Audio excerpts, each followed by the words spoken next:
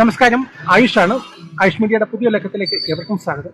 ഞാനിപ്പോൾ നിൽക്കുന്നത് പത്തനംതിട്ട ജില്ലയിലെ കുഴിക്കാല എന്ന സ്ഥലത്താണ്. ഇവിടെയുള്ള കുഴിക്കാല CMS UP സ്കൂളിലായിട്ട് എന്റെ അനുജത്തിയുടെ മകൾക്കൊരു കോമ്പറ്റീഷൻ നടക്കുന്നുണ്ടായിരുന്നു.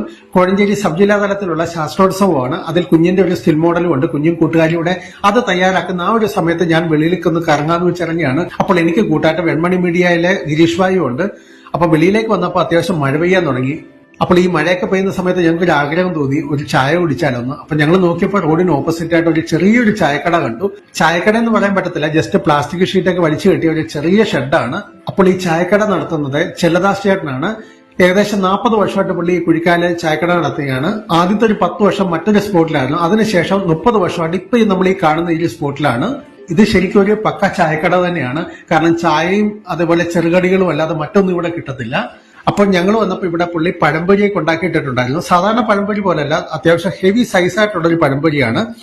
ഇവിടുത്തെ ഏറ്റവും വലിയ പ്രത്യേകത എന്ന് വെച്ച് കഴിഞ്ഞാൽ 40 കൊല്ലം മുമ്പ് ഇദ്ദേഹം എങ്ങനെയാണോ ചായയും മറ്റു കടികളും ഉണ്ടാക്കിയത് അതേപോലെ തന്നെയാണ് ഇപ്പോഴും ചെയ്യുന്നത്. കാരണം വിറകടുപ്പിലാണ് ഇവിടുത്തെ പാചകങ്ങളെ, അതാണ് ഇവിടുത്തെ ഒരു സ്പെഷ്യാലിറ്റി. അപ്പൊ ഞാനും ഗിരീഷ് ഭായി ഓരോ പഴംപൊരിയും ചായയും വാങ്ങിച്ചു. പഴംപൊരി കഴിച്ചു തുടങ്ങിയപ്പോൾ തന്നെ മനസ്സിലായി നല്ല സൂപ്പർ ടേസ്റ്റ് ആയിരുന്നു. അതും ആ ചായയുടെ നല്ല കോമ്പിനേഷനാണ്.